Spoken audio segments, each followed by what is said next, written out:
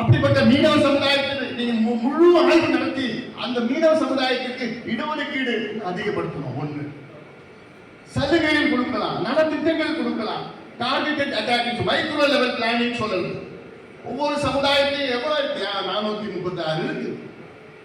ஒவ்வொரு சமுதாயத்துக்கு எந்த நிலையில் இருக்கின்றார்கள் என்று கண்டறிந்தால் அவருக்கு ஏற்ற திட்டங்களை கொடுக்கலாம். அவர்களுக்கு இடஒதுக்கீடு என்பது அதில் ஒன்று. அதற்கு மேலே எவ்வளவு இருக்கிறது, அதைத்தான் நாங்கள் கேட்டுட்டு வரோம். ஆனால் உங்களுக்கு தெரியுமா தெரியாதான் தெரியல, திமுக கிட்ட தமிழ்நாட்டில் சாதிவாரி கணக்கெடுப்பு முழு விவரங்கள் வச்சிருக்கிறாங்க. எப்படி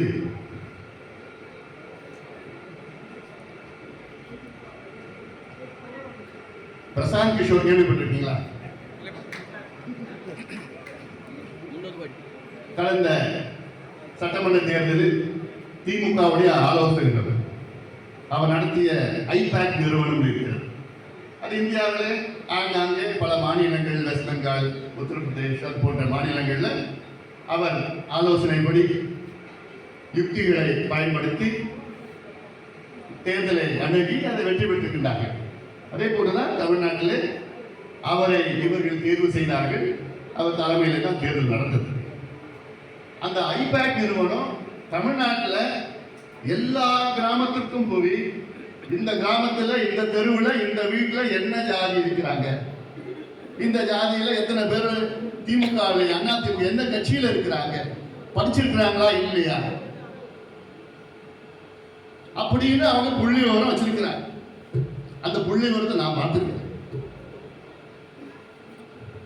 அப்போ திமுக அவங்க தேர்தலுக்காக ஜாதிவாரி கணக்கெடுப்பு நடத்தி தேர்தலுக்கு யார்கிட்ட எப்படி கொடுத்து பணம் கொடுத்தா எப்படி இல்லை, இந்த கட்சியில எப்படி கொண்டு வர்றது, எப்படி வாக்குகள் சேகரிக்கிறது, அதுக்கு ஜாதிவாரி கணக்கெடுப்பு திமுக நடத்துறாங்க.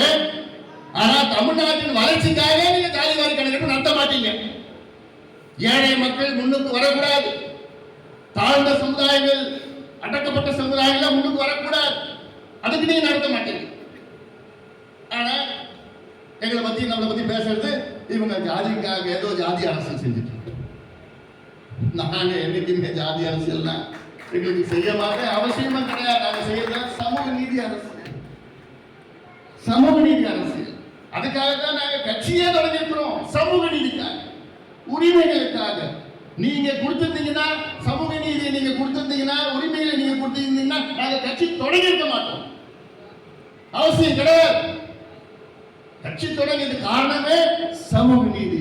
சமூக நீதினா என்ன? நான் சொன்னேன்ல, என்னுடைய உரையை தொடங்குகின்ற காலம் 2000 ஆண்டுகளுக்கு மேலாக ஜாதியை வச்சுதான் நீங்க அடக்கி ஒடுக்கி வஞ்சிக்கப்பட்டு அடிமையாக்கி பாகுபாடுகளை, பிரிவினையை உருவாக்கி சூழ்ச்சிகளை செய்து இன்னும் அதை நாங்கள் விட்டு வெளியில வரல எங்களால். ஆனா இன்னைக்கும் அரசியல் செஞ்சுட்டு இல்ல, அப்படி எடுத்துட்டா இப்படி இப்படி கேட்பாங்க, அப்படி கேட்பாங்க. ஏன் நீங்க மட்டும் என்ன பண்றீங்க? தேர்தல் நேரத்தில் யாருக்கு சீட்டு கொடுக்குறீங்க? அந்த தொகுதியில அந்த சாதி யாரோ அவங்களுக்கு தானே சீட்டு கொடுக்குறீங்க. அந்த மாவட்டத்தில் யார் அந்த அதிகமா சாதி இருக்கிறாங்க அவங்களுக்கு தானே மாவட்ட செயலாளர் கொடுக்குறீங்க. 3 அமைச்சர்கள் இந்த ஜாதிக்கு, 4 அமைச்சர்கள் அந்த ஜாதிக்கு, 2 அமைச்சர்கள் இந்த ஜாதிக்குன்னு ஜாதி பார்த்து அமைச்சர் கொடுக்குறீங்க. அப்ப எல்லாமே நீங்க செய்யறது ஜாதி வச்சுட்டு அரசியல் செய்யறீங்க. ஆனா அந்த ஜாதியை முன்னேற்றுவதற்கு நீங்க கணக்கெடுப்பு நடத்த மாட்டீங்க.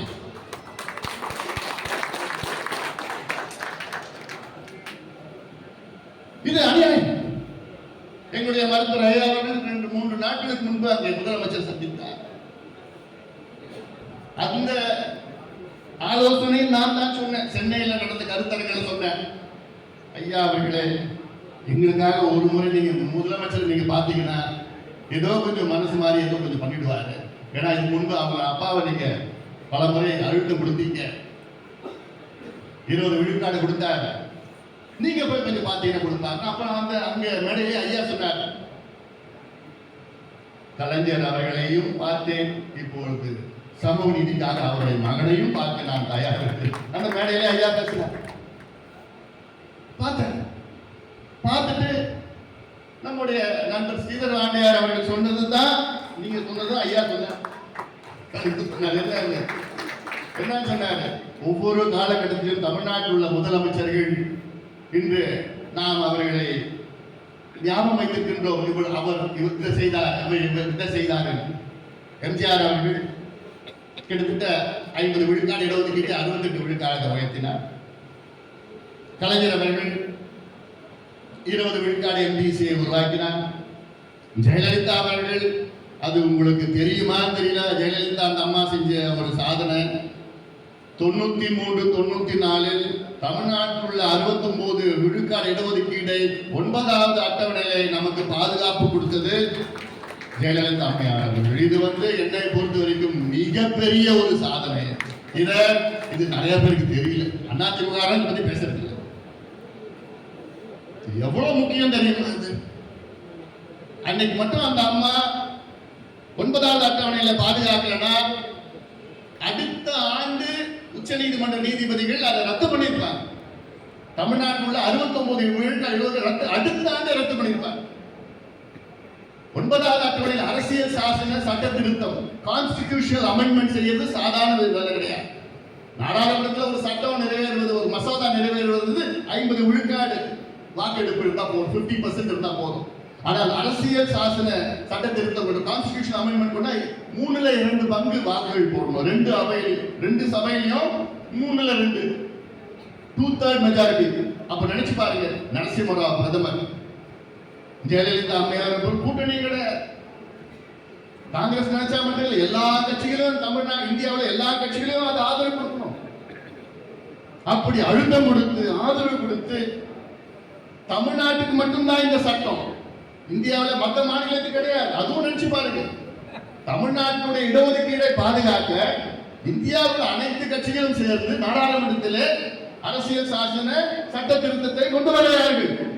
கொண்டு வந்து தமிழ்நாட்டின் இடஒதுக்கீடை பாதுகாக்கிறார்கள். 9வது அட்டவணையில் பெரிய சாதனை என்ன பாருங்க.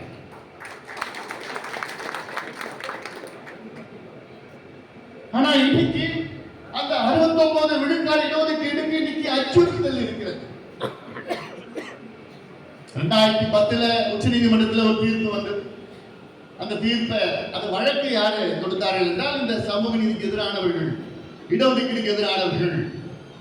ஏன்னா இடஒதுக்கீடு 50 விழுக்காடு தான் இருக்க வேண்டும் என 1962 உச்ச நீதிமன்ற தீர்ப்பு, Balaji versus State of Karnataka. அந்த தீர்ப்பு, உச்ச நீதிமன்ற தீர்ப்பு என்ன வழங்கினார்கள் என்றால் 50 விழுக்காடுக்கு மேல் இந்தியாவில் இடஒதுக்கீடு வழங்கக்கூடாது. அதன் பிறகு வந்த அரசுகள் எல்லாம் அதை காட்டி, ஒரு காரணம் தான், அதை காட்டிட்டு 50% சொல்லிட்டாங்க.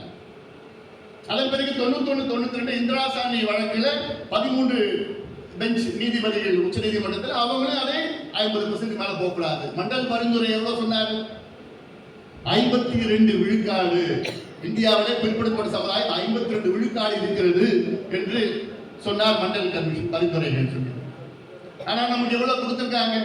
27 விழுக்காடு. ஏன் 50 விழுக்காடுக்கு மேல போகக்கூடாது? தாழ்த்தப்பட்ட சமுதாயத்தில் இந்தியாவிலே 15 விழுக்காடு, பழங்குடி மக்களுக்கு 7.5 விழுக்காடு. அதனால தான் 27 விழுக்காடு ஓபிசின்னு இந்தியாவில் இடஒதுக்கீடு. மண்டல் பரிந்துரை 52, நமக்கு கிடைச்சது 27. மொத்தம் இருக்கிறது 49.5 விழுக்காடு இடஒதுக்கீடு இந்தியாவில் இருக்கிறது. அதுக்கு மேல போகக்கூடாது. ஆனா அதுக்கு மேலேயும் கடந்த ஆண்டு போயிருக்கு. எப்படி? இடபிள்யூஎஸ், எக்கனாமிக்கலி வீக்கர் செக்ஷன் சொல்லிட்டு மத்திய அரசு அவங்களுக்காக கொண்டு வந்த இடஒதுக்கீடு. அதுல என்ன 10 விழுக்காடு முன்னேறிய சமுதாயத்துல ஏழைகளுக்கு. நீ 10 விழுக்காடு ஏழைகளுக்குன்னு கொடுத்து அதுல தாழ்த்தப்பட்ட சமுதாயம், பிற்படுத்தப்பட்ட மக்கள், பழங்குடி மக்கள், சிறுபான்மை மக்கள் யார் வேணாலும் போட்டிடலாம் சொன்னீங்கன்னா நீ நியாயமா பண்ணிருக்க. எந்த கணக்கெடுப்பு நடத்தல, எந்த தரவுகளும் கிடையாது. ஆனால் எக்கனாமிக்கலி வீக்கர் செக்ஷன் முன்னேறிய சமுதாயத்துக்கு மட்டும்தான் அது பொருந்தும். அதுவும் ஒரு ஜாதி அடிப்படையில் தான் அந்த இடஒதுக்கீடு கொடுத்திருக்கிறாங்க. பொருளாதார அடிப்படையில் கிடையாது. நீங்க பொருளாதார அடிப்படையிலே நீ சொல்றது அது ஏமாற்று வேலை. நான் சொல்றேன், பொருளாதார அடிப்படையில் நீங்க சொல்லிருந்தீங்கன்னா எல்லா சமுதாயம், எல்லா பிரிவும் அதை சேர்த்துருக்கணும். அப்ப ஒரே ஒரு பிரிவு, முன்னேறிய சமுதாய பிரிவு மட்டும், அதுல ஏழைகள் மட்டும், அதுல 10%. இந்தியாவில் முன்னேறிய சமுதாயம் மொத்தமா 7% தான் இருக்கு. அதுல ஏழைகள் 1/2% தான் இருக்கிறாங்க. அந்த 1/2% ஏழைகளுக்கு 10% இடஒதுக்கீடு கொடுத்திருக்காங்க. அதனால எனக்கு அதுல ஒரு நன்மை ஒன்று ஏற்பட்டிருக்கு. என்ன நன்மை? இவ்வளவு காலம் 1962 உச்ச நீதிமன்றத்தில் 50 விழுக்காடுக்கு மேல் இடஒதுக்கீடு போகக்கூடாது உச்ச நீதிமன்றம் இப்போ இந்த 10% இடஒதுக்கீடு அது அங்கீகாரம் செய்திருக்கிறது. அது கான்ஸ்டிடியூஷனல் பெஞ்ச். 50 60% இருக்கு இப்போ. அப்ப உச்ச நீதிமன்றமே 60% சொல்லிட்டீங்களா? அப்ப நாங்க 70 75 எவ்வளவு நாங்க வச்சுக்கோம். அதுல ஒரு வழி. ஆனா பாலு ஒரு டெக்னிக்கலா சொல்றாரு. அது இன்னும் அது அவ்வளோ டெக்னிக்கலா நம்ம பேச வேண்டாம். அந்த அடிப்படையில் தான் இன்னைக்கு பீகார் மாநிலத்தில் முதலமைச்சர் நிதிஷ்குமார் அவர்கள், நண்பர் நிதிஷ்குமார், ரொம்ப நெருங்கிய நண்பர், ஐயாவுக்கு ரொம்ப காலமா தெரியும், தைரியமானவர். ஏன் இவ்வளோ தலைவர்கள் எல்லாம் செய்யறாங்கன்னா, ஐயா அந்த தலைவர்கள் எல்லாம் சேர்ந்து இவ்வளோ காலமாக இடஒதுக்கீடுக்காக, நம்ம சமூக நீதிக்காக இந்திய அளவிலே போராடிய தலைவர்கள் ஐயா நிதிஷ்குமார் போன்ற தலைவர்கள். அதனாலதான் தைரியமா பண்ணியிருக்காங்க. ஆனால் எனக்கு எல்லாம் வருத்தம், தமிழ்நாட்டில் தான் முதல்ல அறிவிச்சிருக்கணும். தமிழ்நாட்டில் தான் சமூக நீதியினுடைய தொட்டில் அப்படிலாம் வசனம் பேசிட்டு வரணும். தந்தை பெரியாருடைய வாரிசு நாங்கள், சமூக நீதியின் காவலர்கள் நாங்கள் எல்லாம் மேடையில பேசுறாங்க. ஆனா நடைமுறைப்படுத்துவதற்கு மனசு கிடையாது. உண்மையிலே அவங்களுக்கு மனசு இருந்ததுன்னா இந்நேரம் நீங்க கொண்டு வந்திருப்பீங்க. இவ்வளவு மாநிலம் சுத்தி இருக்கிற மாநிலம் கொண்டு வராங்களே, அப்பயாவது நீங்க கொண்டு வந்திருக்கலாமே. பீகார்ல அறிவிச்சு எடுத்து முடித்து பிறகு பீகார்ல இந்த ஜாதிவாரி கணக்கெடுப்பு எடுப்பதற்கு முன்பாக அங்கே இடஒதுக்கீடு மொத்தம் பார்த்தீங்கன்னா பீகார்ல 60 விழுக்காடு தான் இடஒதுக்கீடு இருந்தது. 50 விழுக்காடு பிளஸ் 10% இடபிள்யூஎஸ் கோட்டா 60 தான். இப்போ இந்த கணக்கெடுப்பு நடத்திய பிறகுதான் நாங்கள் பீகார்ல பார்த்துட்டு 75 விழுக்காடு இடஒதுக்கீடு, கூடுதலாக 15 விழுக்காடு இடஒதுக்கீடு அதிகப்படுத்திக்கிறார்கள் பீகாரில். சட்டமன்றத்தில் சட்டம் கொண்டு வந்து அதை அதிகப்படுத்தி நீதிமன்றத்தில் எந்த தடையும் கிடையாது, தடை குழுக்கள் இருக்கு. அப்போ இந்த இடஒதுக்கீடு செல்லும். அதே தான் தமிழ்நாட்டில் நாங்கள் கேட்கிறோம்.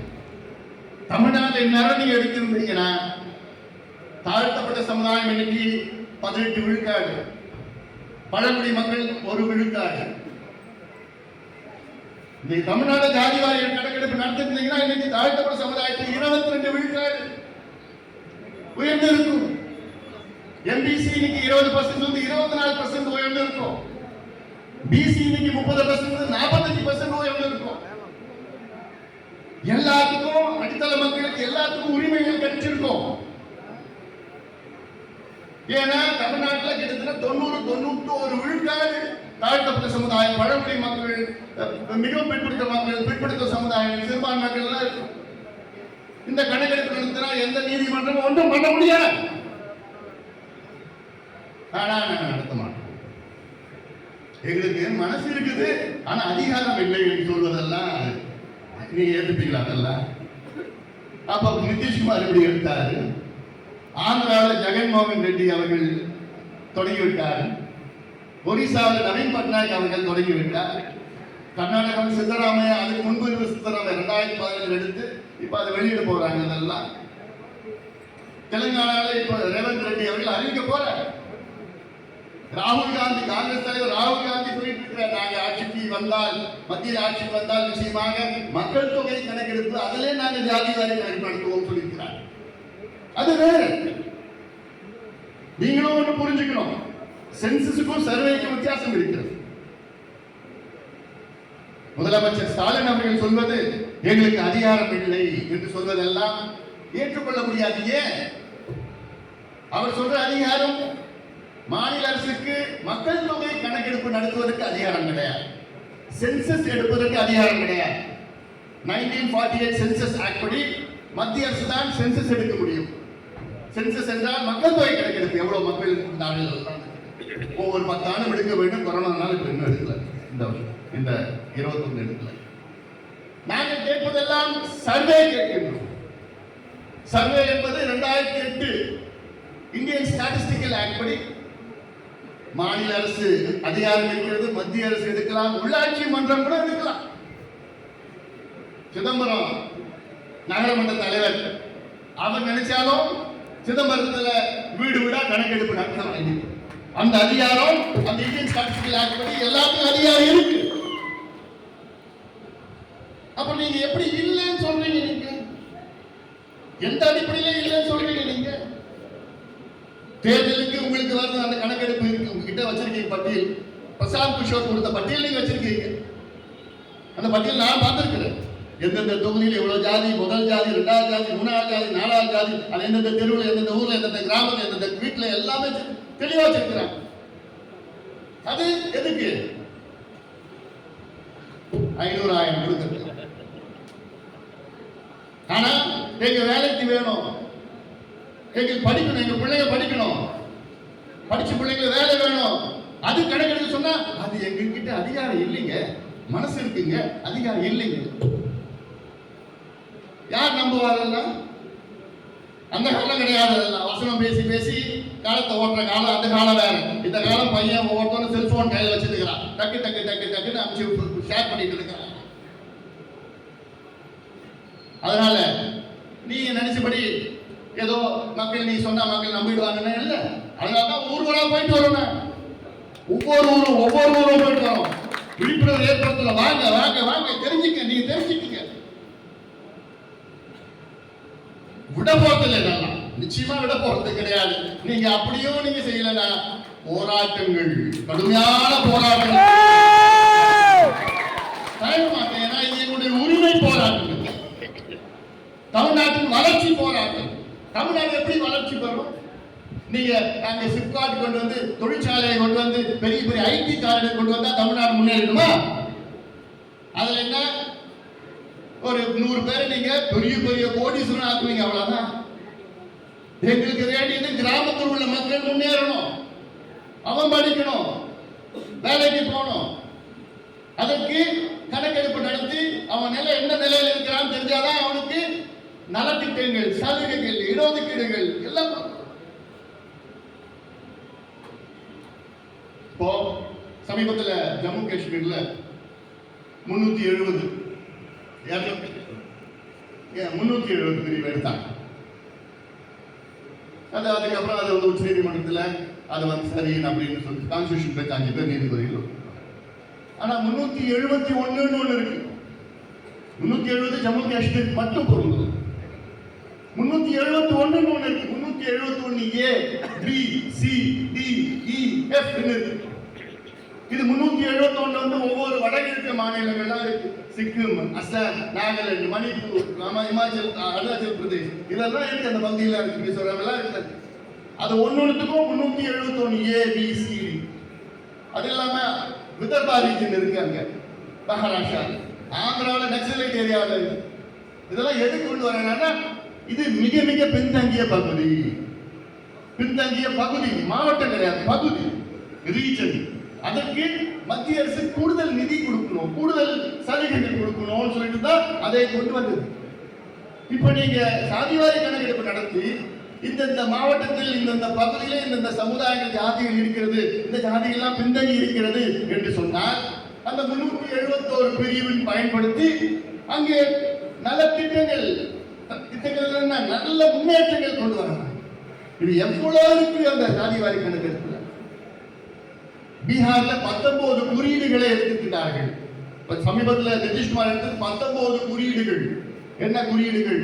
எந்த ஜாதி, அவங்க என்ன எண்ணிக்கையில் இருக்கிறாங்க, அவங்களுக்கு வீடு இருக்கிறதா, வீட்டுல கழிப்பறை இருக்கிறதா, இல்ல குடிசை வீட்டுல தான் இருக்கிறாங்களா, எவ்வளவு நிலம் வச்சிருக்கிறாங்க, இல்ல தினக்கூலிகள், அவங்க பட்டதாரிகள் எத்தனை பேர் இருக்காங்க, பட்டதாரிகளே இல்லையா, சுற்றுச்சூழல் அவங்களுக்கு எப்படி இருக்கிறது, இதெல்லாம் கணக்கெடுப்பு நடத்து. அதுதானையா வேணும், அதுதாயா அந்த கணக்கெடுப்பு நடத்து. இன்னைக்கு சொன்னீங்களே 1000 ரூபாய் நீங்க கொடுக்குறீங்க, மகளிர் உதவித்தொகை 1000 ரூபாய் கொடுத்தீங்க. அதுக்கு எவ்வளவு பேர் விண்ணப்பம் போட்டாங்க? 1,40,00,000 பேர் விண்ணப்பம் போட்டாங்க. அந்த 1,40,00,000 பேர்ல கிட்டத்தட்ட நீங்க 30 லட்சம் பேரை நீங்க கேன்சல் பண்ணிட்டீங்க. இல்ல, அப்படி எதுக்கு, எந்த அடிப்படையில்? ஏதோ ஒரு கணக்கு வச்சுதானே எல்லாத்துக்கும் கணக்கு எடுக்கிறீங்க. இந்தியாவில் எவ்வளவு புலிகள் இருக்கிறது கணக்கு எடுக்கிறீங்க, குஜராத்தில் எவ்வளவு சிங்கம் இருக்குன்னு கணக்கு எடுக்கிறீங்க, வெளிநாட்டு பறவைகள் எவ்வளவு வருது, வேடந்தாங்கல் எவ்வளவு வருது, பள்ளி இந்த பக்கம் புலிக்காடு இந்த பக்கம் எந்த பக்கம் வருது எல்லாமே கணக்கு எடுக்கிறீங்க. ஏன் தெருவில் எத்தனை மாடுகள் மேய்ஞ்சிட்டு இருக்குன்னு சென்னையில கணக்கு எடுக்கிறீங்க. மக்கள் முன்னேறுவதற்கு கணக்கெடுப்பதற்கு என்ன தயக்கம் உங்களுக்கு? என்ன தயக்கம்? என்ன தயக்கம்? இவ்வளவு பேர் கேட்கிறோமே. அதாவது நம்முடைய நண்பர் சீதர் அவர் சொன்னது போன்று தைரியமா முடிவெடுங்க. இன்னைக்கு கலைஞர் இருந்திருந்தானா யோசிக்கவே மாட்டார், எடுத்து போட்டு கணக்கெடுத்து முடிச்சுட்டு தைரியமா எடுங்க. யாரும் உங்களுக்கு தப்பு சொல்ல போறது, உங்களுக்கு நல்லதுதான், உங்களுக்கு நல்லதுதான். சுத்தி இருக்கிறவங்க ஏதோ ஐயோ எடுத்தா இப்படி கேட்பாங்க அப்படி கேட்பாங்க, அது வந்துடும். அந்த தைரியம் எடுங்க. சமூக நீதிக்காக எடுங்க. மற்ற மாநிலங்கள் எடுக்கிறாங்களே, எடுங்க. முதலமைச்சர் ஸ்டாலின் அவர்களை உடனடியாக அறிவிங்கள், உடனடியாக எடுங்க. ஏன்னா இப்ப இன்னொரு ஒரு மாசத்துல நோட்டிபிகேஷன் வந்துடும். அதற்கு முன்பு ஒரு நீங்க அறிவிப்பு அறிவிங்க, எங்களுக்கு எடுக்கணும் அறிவிப்பு அறிவிச்சு எலெக்ஷனுக்கு அப்புறமா எடுத்து போறாங்க. அறிவிப்பாக வாட்டம் வைப்போம். ஏன்னா இதெல்லாம் சமூக நீதி பிரச்சனைகள், சமூக நீதி பிரச்சனை. இன்னொன்னு சொல்லிக்கலாம், 69 விழுக்காடு இந்த வழக்கு உச்ச நீதிமன்றத்தில் நிலுவையில் இன்னும் இருக்கு. கத்தி மேல இருக்குது, 69 விழுக்காடு மேல கத்தி இருக்கு.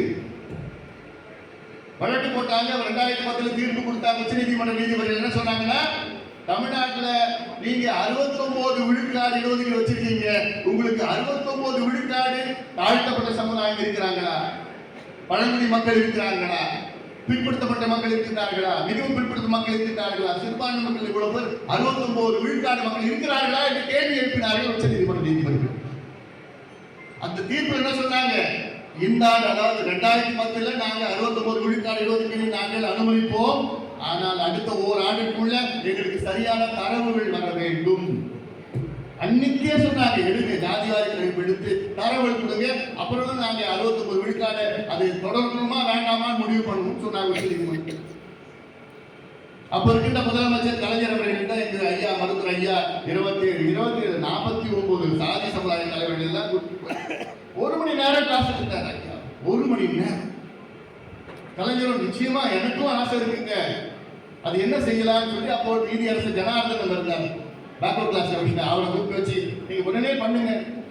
அவர் என்ன பண்ணிட்டாரு, அங்க போயிட்டு 1931 சென்சஸ் அதை எடுத்தாரு, 1968 சட்டநாதன் குழு பரிந்துரை அதை எடுத்தாரு, அதன் 1985 அம்பாசங்கர் குழு பரிந்துரை எடுத்தாரு.